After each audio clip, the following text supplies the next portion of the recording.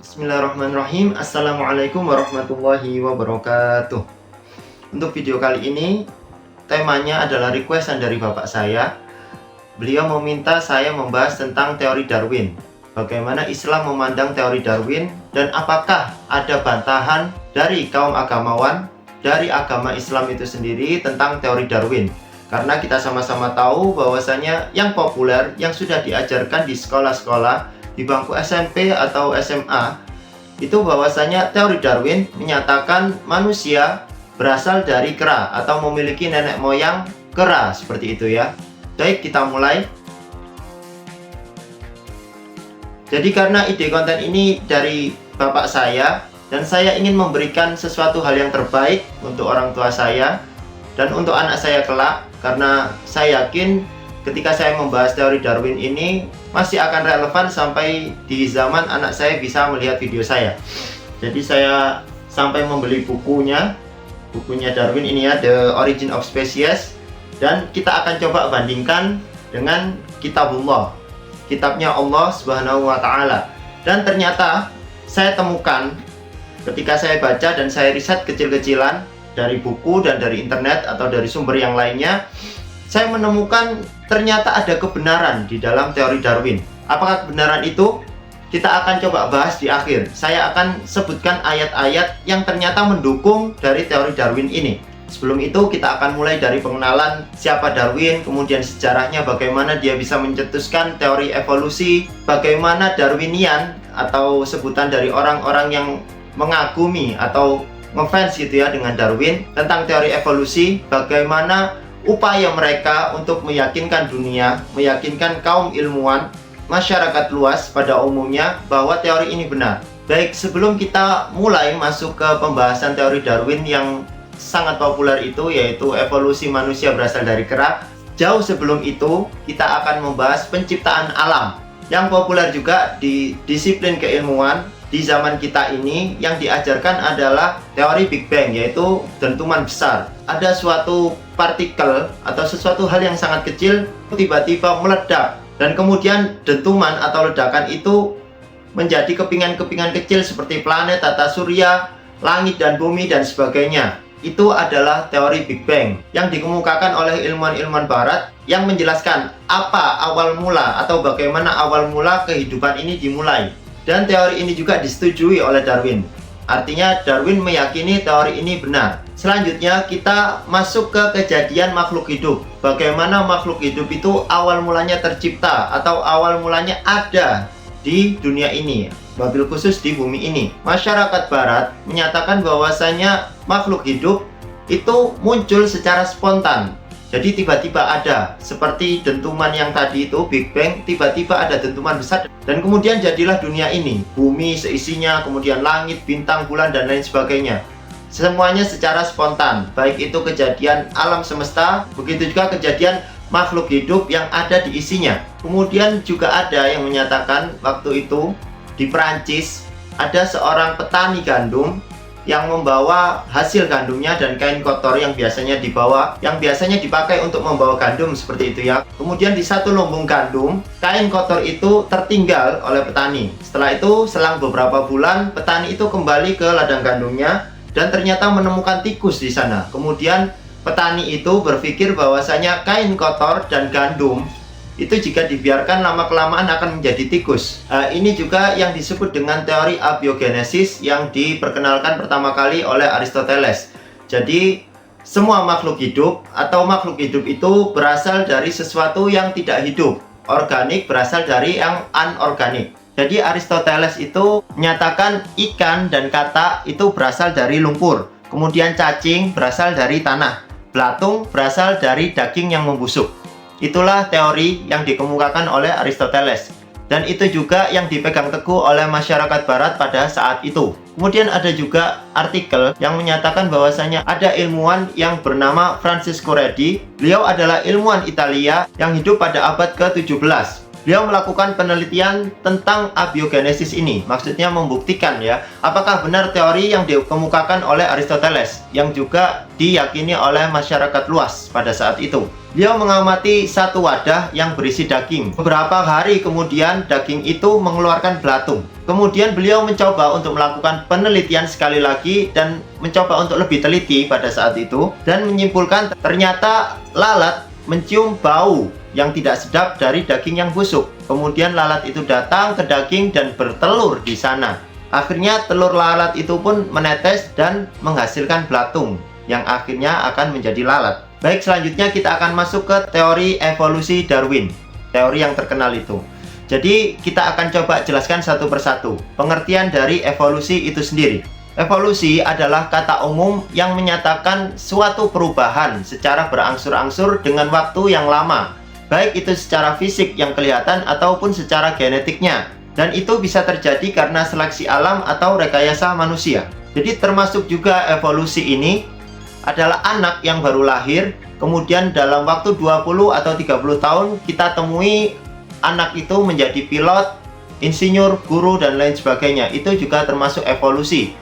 Walaupun dalam hal ini hanya puluhan tahun, termasuk evolusi yang singkat. Di dalam buku The Origin of Species yang saya juga baca, Darwin juga menyatakan bahwasanya beruang jika lama-kelamaan bermain di air akan menjadi paus. Jadi berevolusi dari awalnya beruang menjadi paus. Itu adalah teorinya Darwin. Kemudian ada lagi kecebong, berevolusi menjadi kodok. Jadi kecebong yang awalnya dari hewan laut, kemudian menjadi kodok yang hewan amfibi ya, bisa hidup di dua alam. Tapi ternyata teori evolusi ini bukan dicetuskan oleh Darwin. Jadi jauh sebelum Darwin, ada seorang ilmuwan Islam yang bernama Al-Jahiz itu menyetuskan teori evolusi dalam bukunya Al-Hayawan. Beliau menyebutkan ada 350 hewan yang ada di bumi ini. Kemudian hewan-hewan itu bisa berevolusi karena adanya saling memangsa, hukum rimba seperti itu. Kemudian ada keadaan alam dan ada reproduksi, hingga membuat spesies-spesies baru yang bisa kita temui sampai saat ini. Beliau menyatakan bahwasanya setiap generasi itu melakukan evolusi, melakukan adaptasi untuk bertahan hidup, hingga akhirnya merubah genetiknya ataupun fisiknya agar bisa hidup atau menyesuaikan diri dengan lingkungan. Dan akhirnya yang kita temui saat ini adalah spesies-spesies yang sudah berevolusi dari spesies yang terdahulu. Baik, kita akan kembali ke Charles Darwin. Charles Robert Darwin itu adalah seorang ilmuwan Inggris yang lahir pada tahun 1800 sampai 1882. Dia adalah penulis buku yang sudah saya kenalkan tadi, yaitu The Origin of Species. Yang di dalam buku itu, beliau menjelaskan teori evolusinya melalui seleksi alam. Beliau bisa menyatakan bahwasanya ada teori evolusi dikarenakan dulu beliau melakukan ekspedisi dengan kapal yang bernama HMS Beagle pada tahun 1831 sampai 1832.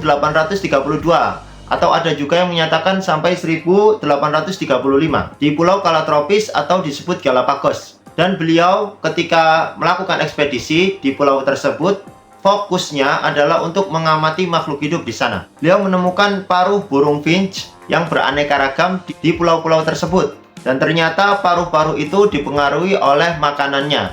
Jadi beberapa burung itu memiliki paruh yang berbeda, dan ternyata itu dipengaruhi oleh makanan yang dimakan oleh burung tersebut di tiap-tiap tempatnya atau di tiap-tiap habitatnya. Ketika Darwin menyatakan teori evolusi ini diumumkan gitu ya, atau dipublikasikan, beliau sebenarnya tidak yakin karena beliau menulis surat kepada temannya Thomas Thomson, yang di dalam surat itu dia menyatakan bahwasanya sesungguhnya aku tidak yakin akan teori evolusi yang saya buat, tetapi teori evolusi ini membantuku untuk mengklarifikasi embriologi dan penelitian organ. Jadi dalam teori Darwin, dalam teori evolusi itu, hewan, tumbuhan, manusia itu berasal dari satu sel yang sama di awal kejadiannya, yaitu di awal kejadian alam semesta. Kemudian dari unsur-unsur anorganik itu, baik air, udara, halilintar, dan lain sebagainya, itu akhirnya membentuk satu sel yang hidup.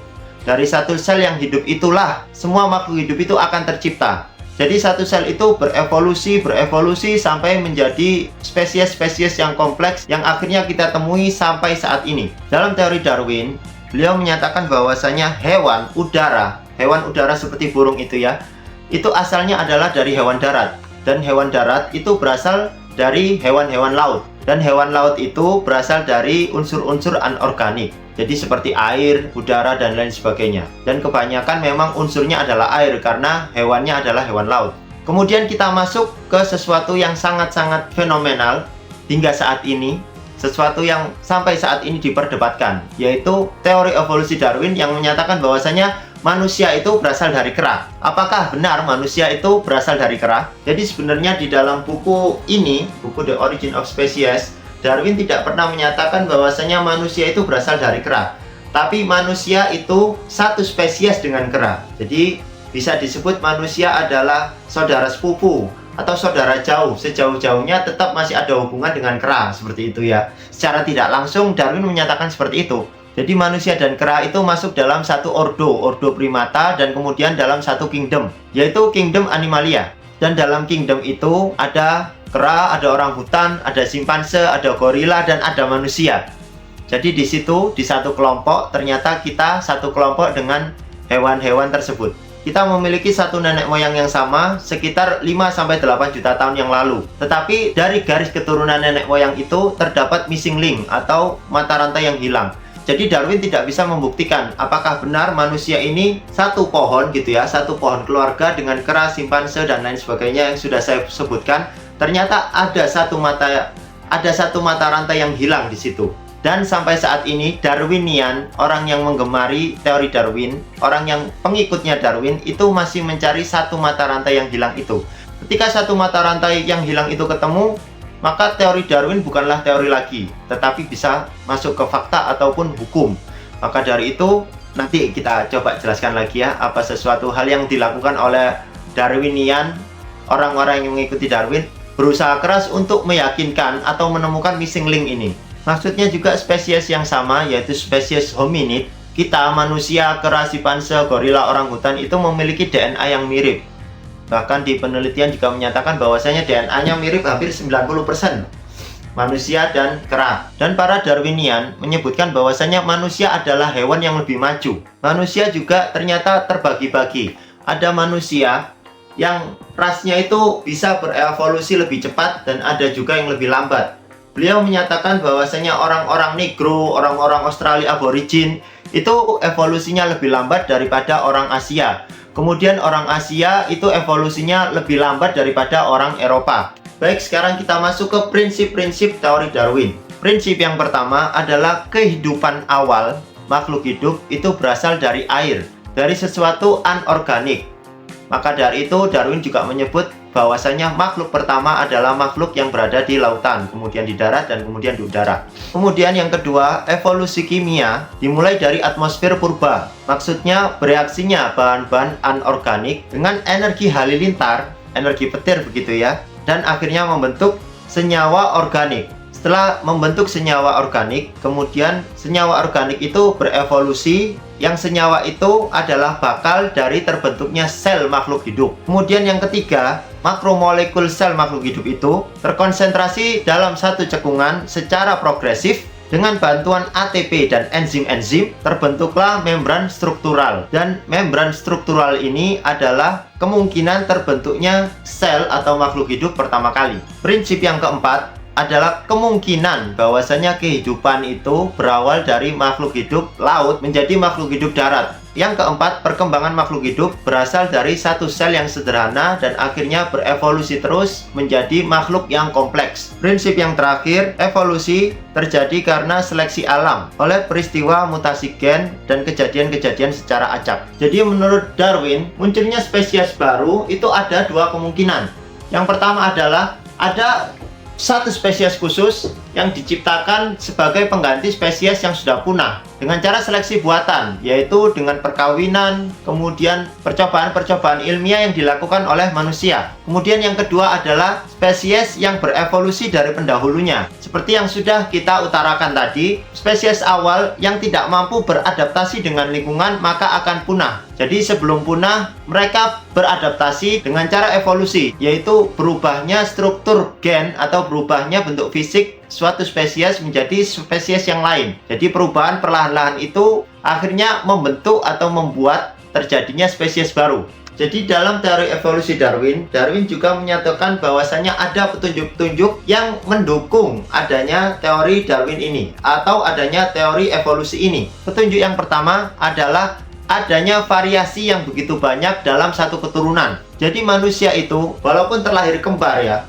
kembar identik sekalipun, maka satu individu dengan individu yang lain tidak memiliki satu kesamaan yang sama plek. Jadi pasti ada perbedaan-perbedaan, baik itu perbedaan secara sifat atau perbedaan secara fisiknya. Contohnya seperti sidik jarinya, walaupun kembar identik, sidik jarinya tidak akan sama, ataupun DNA-nya pun tidak akan 100% sama. Yang kedua adalah adanya pengaruh geografis. Seperti yang awal saya ceritakan, Charles Darwin itu mencetuskan teori ini dikarenakan terdapat burung-burung yang berbeda, burung-burung yang spesiesnya berbeda dalam satu pulau. Dikarenakan geografinya atau lingkungannya itu berbeda. Karena lingkungannya berbeda, makanan dari burung-burung itu juga berbeda. Maka dari itu terbentuklah atau terjadilah evolusi dari satu bentuk burung atau satu spesies menjadi beberapa spesies yang lain. Yang ketiga adalah ditemukannya fosil-fosil yang berada di bebatuan bumi yang menunjukkan adanya perubahan berangsur-angsur dari satu spesies ke spesies yang lain. Yang keempat adalah adanya homologi dari setiap organ sistem. Jadi contohnya seperti pernafasannya, seperti pencernaannya, atau seperti bentuk lengannya. Sistem organ lengan, jadi di sini ada 1, 2, 3 bagian.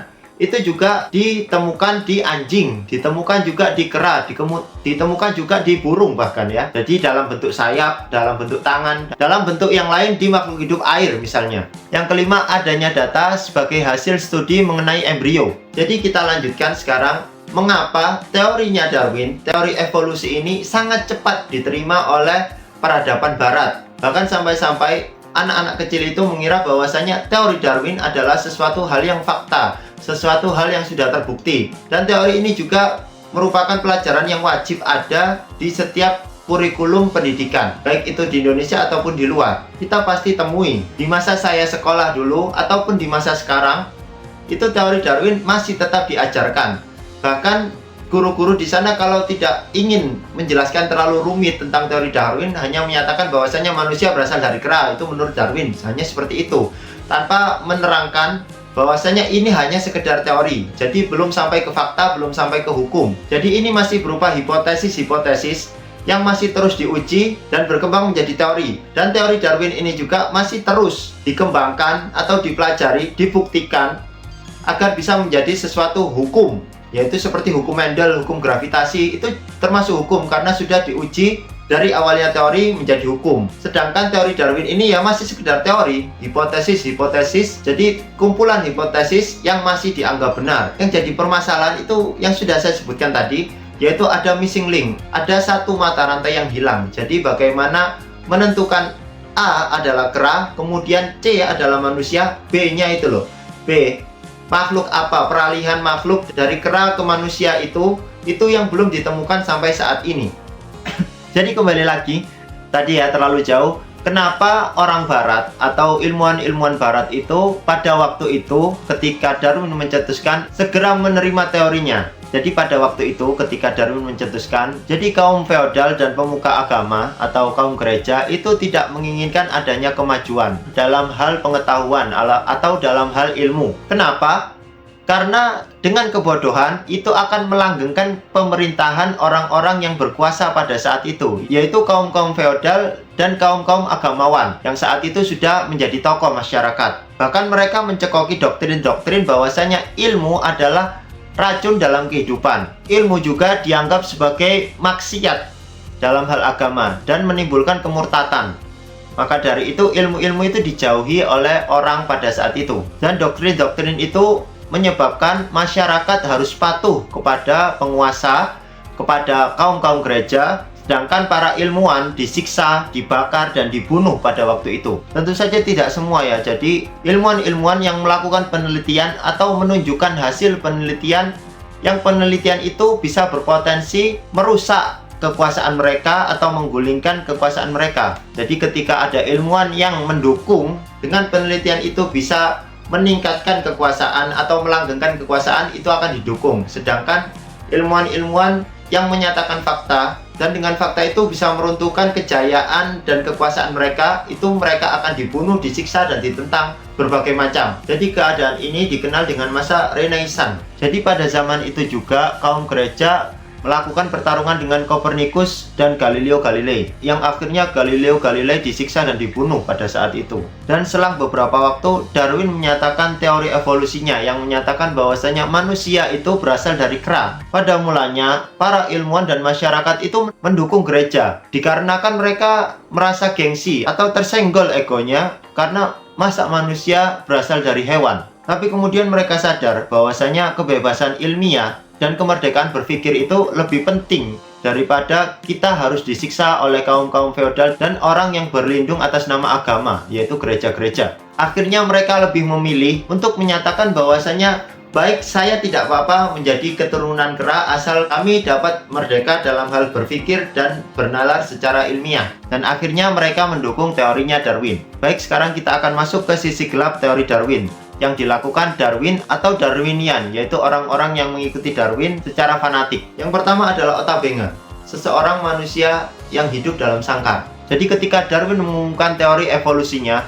para Darwinian, orang-orang Darwin garis keras gitu ya, berlomba-lomba untuk mencari missing link atau mata rantai yang hilang, yaitu fosil ataupun makhluk hidup, makhluk peralihan daripada kera dan manusia. Dan mereka meyakini bahwasanya makhluk setengah hewan, setengah manusia, atau setengah kera, setengah manusia ini masih hidup. Karena kan keranya masih ada dan manusianya masih ada, maka makhluk peralihan ini tentunya masih ada. Pada abad ke-20 awal, terjadilah suatu kejadian yang sangat memilukan dan sangat biadab. Pada tahun 1904, seorang peneliti evolusionis yang berasal dari Kongo menangkap Otabenga, yaitu seorang Afrika yang memiliki tinggi badan 127 cm. Beliau ini sudah memiliki anak dan sudah memiliki istri. Dan dengan kejamnya, si ilmuwan ini menangkap seorang manusia Afrika, dirantai dan dikurung. Kemudian dibawa ke Amerika untuk dipamerkan sebagai missing link atau satu spesies makhluk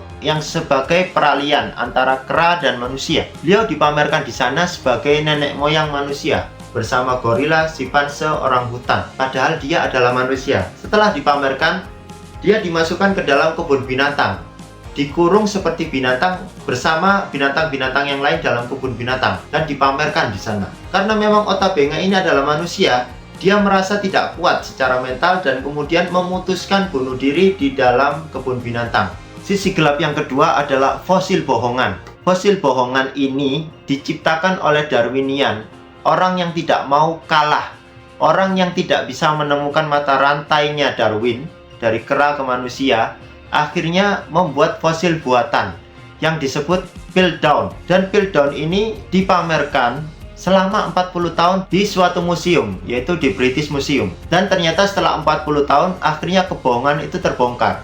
Fosil itu adalah fosil separuh kera, yaitu bagian depannya, bagian rahangnya moncong itu adalah kera, dan bagian belakangnya adalah fosil manusia. Itu terbukti ketika diteliti umur dari fosil itu. Ternyata bagian depannya itu fosil yang lebih lama, kemudian bagian yang belakang adalah fosil-fosil yang masih baru, yang memang fosil itu adalah fosil manusia. Yang selanjutnya kita akan bahas bantahan teori Darwin sebelum kita masuk ke dalam ayat-ayat Al-Quran yang mendukung ternyata benarnya teori Darwin ya. Bantahan yang pertama yang sudah jelas, tidak adanya mata rantai yang menghubungkan antara kera atau nenek moyangnya manusia yang katanya satu pohon itu, yang intinya sama-sama karena manusia mempunyai saudara-saudara yang semuanya adalah kera gitu ya, ada simpanse, gorila, itu tidak ditemukan. Bagaimana masa peralihan antara kera ke manusia yang sampai saat ini itu dicari oleh Darwinian. Dan ternyata ada satu ayat Al-Quran yang dengan ayat Al-Quran ini mungkin para Darwinian itu bisa menemukan fosilnya. Tapi nanti ya, kita akan coba bahas nanti. Jadi silahkan disimak dulu baik-baik. Bantahan yang kedua adalah adanya satu spesies yang dari zaman terdahulu hingga zaman sekarang masih hidup, tidak melakukan evolusi sama sekali. Hewannya ada di Indonesia, yaitu komodo. Komodo itu diteliti oleh para ilmuwan, menyatakan bahwasanya komodo ini adalah hewan purba yang pada zaman dahulu sudah ada hingga zamannya sekarang, zaman kita sekarang, itu masih ada dan tidak mengalami perubahan apapun, tidak mengalami suatu proses evolusi yang disebutkan oleh teorinya Darwin.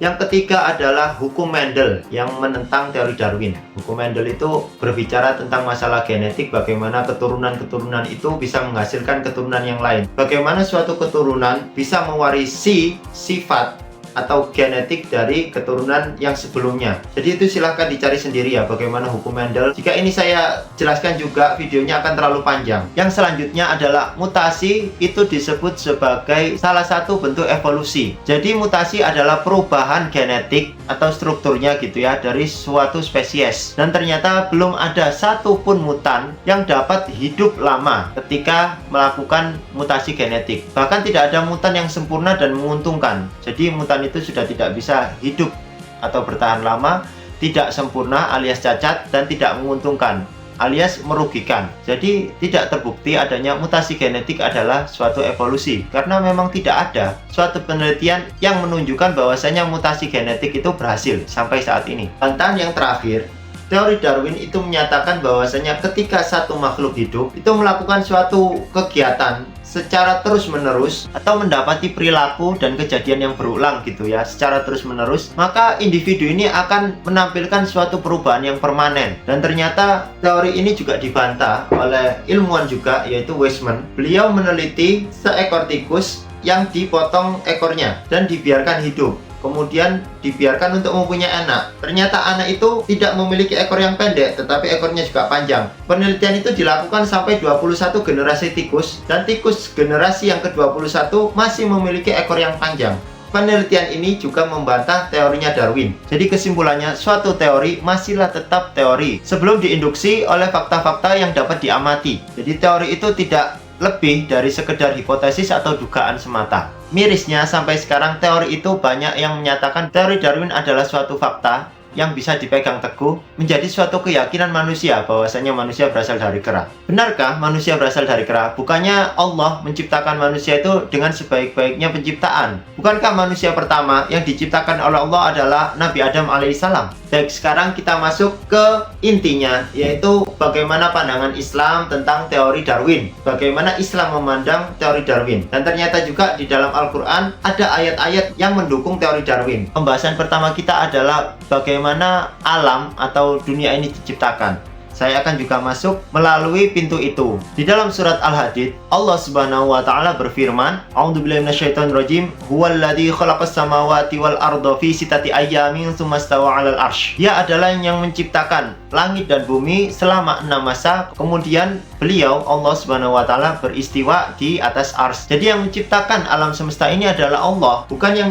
dinyatakan seperti orang-orang barat yang menyatakan teori Big Bang itu tidak ada asal muasalnya, yaitu sebuah kebetulan atau sesuatu yang spontan, tidak ada penciptanya dan juga tidak ada prosesnya secara tiba-tiba. Jadi Al-Quran menentang hal ini. Meskipun Al-Quran juga sebagian membenarkan teori Big Bang. Maksudnya bagaimana? Sebagian menentang, sebagian membenarkan teori Big Bang. Kita lanjutkan ayat yang ternyata mendukung teori Big Bang. Allah berfirman di surat Al-Anbiya, saya akan bacakan ayatnya. A'udzubillahi minasyaitonirrajim. Awalam yarul ladzina kafaru annas samawati wal arda kanata ratqan fafataqnahuma waja'alna minal ma'i kullasyai'in hayy. Jadi di surat Al-Anbiya ini kita akan bacakan artinya terlebih dahulu. Awalam yarul ladzina kafaru, apakah tidak melihat orang-orang yang kafir itu sesungguhnya as-samawati wal ardo, sesungguhnya langit dan bumi itu dahulunya ratqan, yaitu satu, kemudian fafataqnahuma, kemudian kami pisahkan atau kami belah keduanya, waja'alna minal ma'i kullasyai'in hayy, dan kami jadikan segala sesuatu itu berasal dari air. Nah, di sini ayat inilah yang mendukung ternyata teorinya Big Bang atau teorinya Darwin yang menyatakan bahwasanya alam semesta ini berasal dari satu kemudian terpecah. Jadi di dalam ayat ini juga menyatakan bahwasanya langit dan bumi itu awalnya adalah satu, kemudian terpecah. Bumi, kemudian langit. Dan di ayat ini juga menyatakan bahwasanya segala sesuatu makhluk hidup itu berasal dari air. Yang ayatnya tadi, waja'alna minal ma'i kullasyai'in hayy. Jadi segala sesuatu itu berasal dari air. Ingat tadi ya, Darwin menyatakan bahwasanya awal dari makhluk hidup adalah makhluk hidup dari lautan atau berasal dari air. Jadi ayat ini yang ternyata membetulkan teorinya Darwin. Dari teori Big Bang, kemudian teorinya Darwin yang menyatakan semua makhluk hidup itu berasal dari air. Dan saya coba jelaskan hadis juga yang berasal dari Ibnu Abbas. Rasulullah SAW berfirman yang artinya Allah menciptakan bumi dalam 2 masa, lalu menciptakan langit, kemudian berkehendak menuju langit. Lalu dijadikanlah langit dalam dua masa pula. Kemudian dia menghamparkan bumi. Penghamparan itu dengan mengeluarkan air dan tanaman darinya, menciptakan gunung-gunung, kerikil, benda padat, anak bukit, dan segala sesuatu yang terdapat antara langit dan bumi. Penghamparan itu terjadi 2 masa pula. Jadi 2 masa ketika penciptaan bumi, kemudian 2 masa penciptaan langit, dan 2 masa penghamparan apa yang berada di antara langit dan bumi. Itu juga merupakan tafsir. Jadi Al-Quran ditafsirkan dengan hadis. Tafsir yang tadi surat Al-Hadid, yaitu penciptaan alam semesta itu selama 6 masa dan dirincikan di dalam hadis. Pembahasannya juga ada di surat An-Nazi'at. Allah Subhanahu wa taala berfirman, "Wal arda ba'da dzalika dahaha, akhraja minha ma'aha wa mar'aha, wal jibala arsaha, mata'an lakum wa li'an'amikum." Dan bumi dihamparkan, akhraja minha ma, dan dikeluarkannya di sana air dan tumbuhan, dan dipancangkanlah gunung-gunung. Untuk apa? Mata'an lakum wa li'an'amikum, untuk kebahagiaanmu dan hewan-hewan ternakmu. Jadi Allah menciptakan alam semesta ini memang untuk kita, mata'an lakum wa li'an'amikum. Jadi untuk kesenangan kita, manusia sebagai makhluknya Allah yang paling mulia. Imam Ibnu Katsir juga menafsirkan satu ayat di surat Al-Fatir, Alhamdulillahi fatiris samawati wal ard. Kata fatir di sini, Ibnu Katsir menafsirkan bahwasanya Al-Fatir itu menciptakan sesuatu yang tidak ada menjadi ada. Maksudnya alam semesta ini memang kan tidak ada. Awalnya di kehampaan, hanya ada Allah, kemudian Allah menciptakannya dari sesuatu yang tidak ada. Itu adalah kuasanya Allah, bukan seperti teori-teori orang lain yang menyatakan suatu kebetulan, sesuatu yang spontan. Bagaimana suatu kebetulan itu bisa teratur sampai saat ini, sampai jutaan tahun. Jadi tidak masuk akal ya, tanpa ada suatu pengatur yang hak. Jadi pengatur yang hak dalam Islam, dalam agama kita adalah Allah Subhanahu wa taala, sebagai Khalik juga sebagai pengatur hingga saat ini dan hingga akhir kiamat. Jadi beliau mengatur mulai skenario awal sampai skenario akhir di kehidupan kita ini. Kemudian penciptaan manusia ya, kita masuk ke penciptaan manusia di pandangan agama Islam. Di teorinya Darwin, kita jelaskan bahwasanya manusia itu dari satu pohon yang sama dengan spesies-spesies kera. Sedangkan dalam agama Islam, penciptaan manusia itu ada 4. Penciptaannya Nabi Adam yang berasal dari tin, yang maksudnya adalah tanahnya bumi. Kemudian penciptaannya Hawa, istrinya Nabi Adam, yang berasal dari tulang rusuknya Nabi Adam. Kemudian penciptaannya Nabi Isa alaihissalam, yang berasal dari satu ibu saja, yaitu Maryam, tanpa adanya ayah, tanpa adanya sperma, ternyata menghasilkan seorang anak. Kemudian yang keempat adalah penciptaan manusia secara umum, yaitu keturunannya Nabi Adam, yang berasal dari sel telur dan sperma dengan cara perkawinan. Jadi di sini Islam tidak menunjukkan bahwasanya manusia itu berevolusi, tapi manusia itu adalah diciptakan. Manusia diciptakan melalui tanah, yaitu Nabi Adam. Kemudian melalui tulang rusuk, yaitu Siti Hawa atau istrinya Nabi Adam. Kemudian manusia diciptakan dari satu ibu saja tanpa ada ayah, yaitu Nabi Isa alaihissalam melalui rahimnya Maryam. Kemudian yang keempat adalah penciptaan manusia berasal dari pernikahan, yaitu bertemunya sel telur dan sel sperma. Yang ini juga disebut sebagai keturunannya Nabi Adam. Makanya Allah Subhanahu wa taala di dalam Al-Qur'an atau di dalam hadis itu sering disebut ya Bani Adam atau ya Abna Adam. Jadi tidak ada anaknya kera di sini atau keturunan kera di sini dari nas atau teks Al-Qur'an maupun hadis Rasulullah SAW. Jadi saya sudah tadi coba sebutkan ya, bisa saja para Darwinian ini menemukan satu mata rantai yang hilang, karena memang dalam Al-Quran itu Allah Subhanahu wa taala pernah merubah manusia menjadi kera, bukan kera menjadi manusia ya. Diceritakan dalam Al-Quran itu Bani Israel yang pada saat itu hari Sabtu, padahal hari Sabtu itu adalah harinya ibadah, harinya untuk Allah, tetapi mereka tidak melakukan ibadah, malah melakukan sesuatu kegiatan yang lain. Maka dari itu Allah berfirman, kunu qiradatan khasyiin, maka jadilah kera yang hina. Dalil bahwasanya manusia itu berubah jadi kera, bukan kera jadi manusia. Bisa saja kera yang asalnya manusia, yang dirubah Allah dari manusia ke kera ini, Bani Israel ini, ditemukan fosilnya dan kemudian menjadi missing linknya Darwin. Kita sebagai umat beragama, agama Islam terutama, itu meyakini ketika ada, misalnya benar-benar ditemukan fosil itu menyerupai kera dan menyerupai manusia itu adalah orang yang tidak patuh dengan aturannya Allah, tidak patuh dengan perintahnya Allah, membangkang pada saat disuruh ibadah di hari Sabat atau di hari Sabtu. Karena pembangkangannya itu Allah merubahnya dari manusia ke bentuk kera yang hina. Jadi di sini ternyata juga menguatkan iman kita. Kalau tidak ditemukan missing link, maka kita sebut bahwasanya memang benar manusia itu bukan berasal dari kera. Manusia berasal dari Nabi Adam alaihissalam. Kalaupun ditemukannya missing link, kita sebut ya memang ada di Al-Quran missing link itu, yaitu kera yang berasal dari manusia, orang-orang Bani Israel yang menentang Allah Subhanahu wa Ta'ala di hari Sabat. Jangan sampai terkecoh oleh propaganda orang yang ingin menghancurkan akidah kita. Dan argumen yang kedua, menurut sejarah, Nabi Adam alaihissalam itu diturunkan ke bumi tidak sampai berjuta-juta tahun. Jadi diperkirakan mungkin 6.000 atau 8.000 tahun yang lalu. Sedangkan fosil-fosil yang ditemukan, fosil yang berjuta-juta tahun yang lalu, mungkin memang ada makhluk yang Allah ciptakan di bumi ini sebelum diturunkannya Nabi Adam. Itu makhluk yang fisiknya atau bentuk fosilnya itu menyerupai manusia, tapi itu bukanlah manusia. Karena manusia keturunannya Nabi Adam alaihissalam, penghuni surganya Allah yang kemudian diturunkan di bumi ini. Jikalau fosil itu ditemukan dan umurnya melebihi Nabi Adam, yaitu kita sebut sebagai makhluk lain, bukan manusia, makhluk yang sudah tinggal di bumi ini sebelum adanya manusia. Begitulah cara berpikirnya orang Islam ya, orang yang beriman. Kita patokannya adalah Al-Quran dan hadis yang dijelaskan oleh para ulama. Oke, cukup sekian video ini. Saya rasa sudah sangat panjang. Semoga bermanfaat. Dan terima kasih bagi teman-teman yang sudah mendengarkan dari awal sampai akhir penjelasan saya. Semoga paham, bisa menambah keimanan kita terhadap Al-Quran dan hadis Rasulullah SAW. Jadi diingat bahwasanya ketika ilmu pengetahuan itu bertentangan dengan Al-Quran dan hadis, maka kita kesampingkan pendapat-pendapat manusia ini. Tetapi ketika suatu ilmu pengetahuan itu berjalan beriringan dengan agama, bukan berarti agama itu tolak ukurnya adalah ilmu pengetahuan, tapi ilmu pengetahuan itu membuktikan bahwasanya agama ini adalah agama yang hak. Sekian dari saya, semoga bermanfaat. Wassalamualaikum warahmatullahi wabarakatuh.